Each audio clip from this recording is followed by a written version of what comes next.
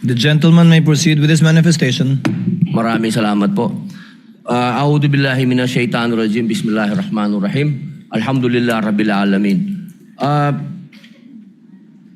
Aming mga kasama, ako po'y humihingi ng paumanhin sapagkat dito pong nakaraang linggo, lumabas po sa mga balita na may aligasyon na ako daw po ay hindi sumusunod sa batas.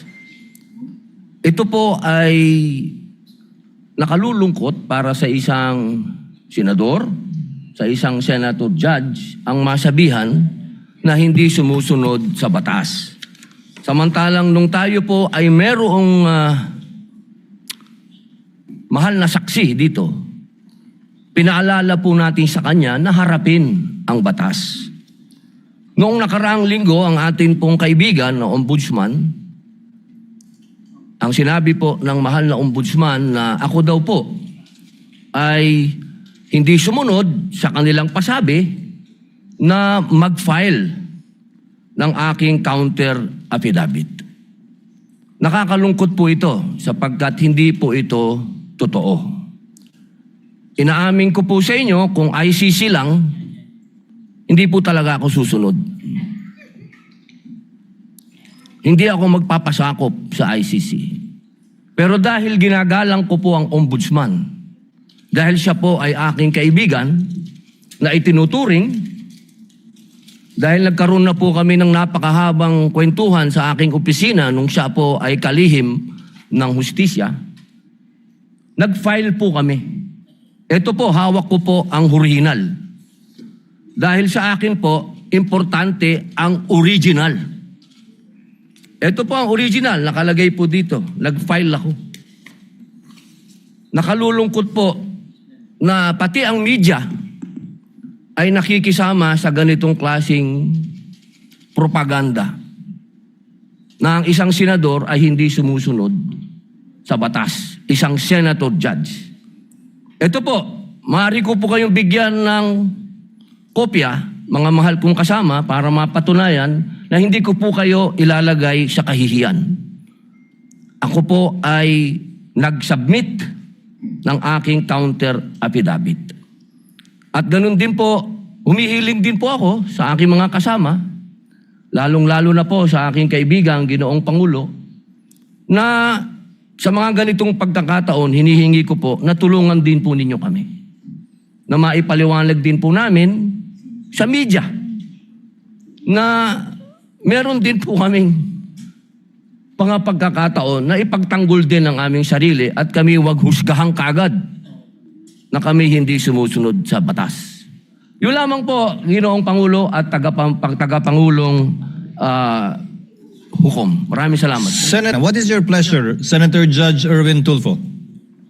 Mr. Presiding Officer, Senate President, ladies and gentlemen, this impeachment court was established to try the Vice President of the Republic. Ang punto ko po rito, kasi napapansin ko po ilang araw na nagagamit po natin ang impeachment court, ang oras po ng impeachment court sa pagpapaliwanag. Naintindihan ko po ang posisyon ng aking kaibigan, si Senador Robin Padilla, yung kanya pong frustrations. Pero gusto ko lang po sana ipaalala sa ating presiding officer, sa ating pong Senate President, at matanong, ano po ba ang ating ginagamit na rules ngayon? Pwede po ba yung mga problema po labas sa impeachment court na ito o labas sa kaso ng Vice President ay dadalhin natin dito? Di po ba ang korte na ito na itatag para po sana kay Vice President at kay Vice President lamang?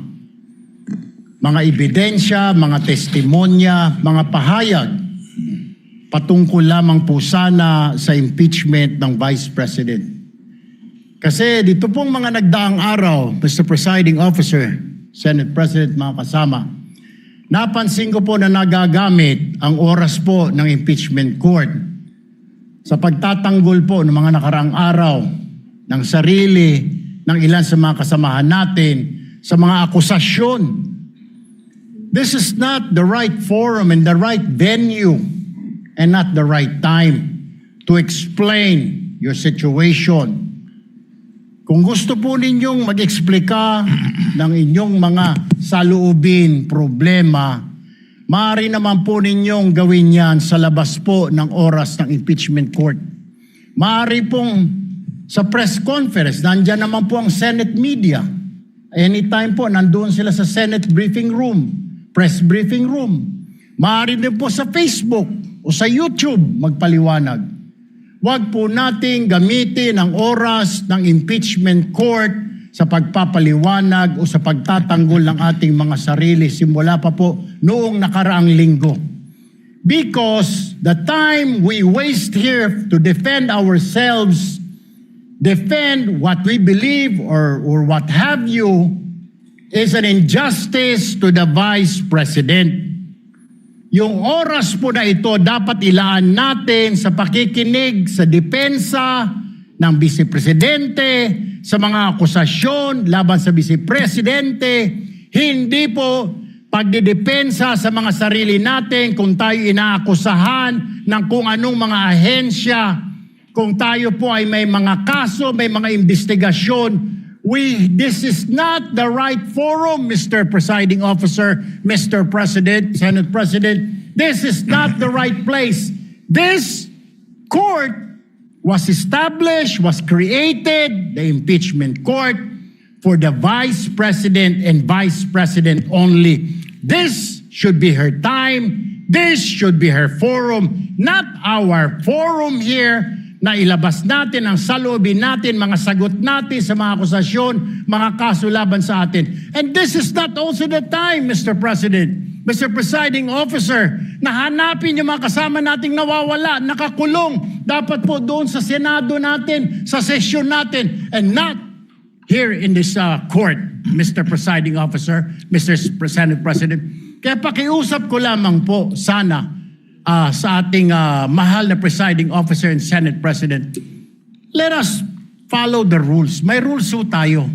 Kung hindi naman ho patungkol sa Vice President na sasabihin natin, hindi naman po patungkol sa depensa o prosekusyon ng Vice Presidente natin, then wag na ho natin payagan na magsalita pa po dito because nasasayang.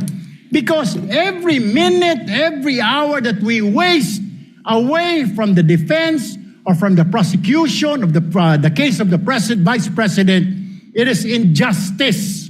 It is called injustice to the Vice President, to her family, yung anguish, yung kanyang sama ng loob, yung oras na nakabinbin ang kaso na ito.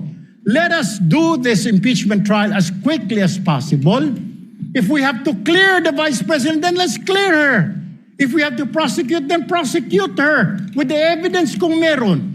Not waste our time kung ano-ano sinasabi natin dito to protect ourselves, to defend ourselves. This is not the right forum, Mr. Presiding Officer. Kindly wind up, Mr. Senator Senate Judge President. Erwin Tulfo. This is not the right forum for us to defend ourselves. Bring it somewhere else. Bring it to the press. Bring it to the social media, but not here. Thank you, Mr. President.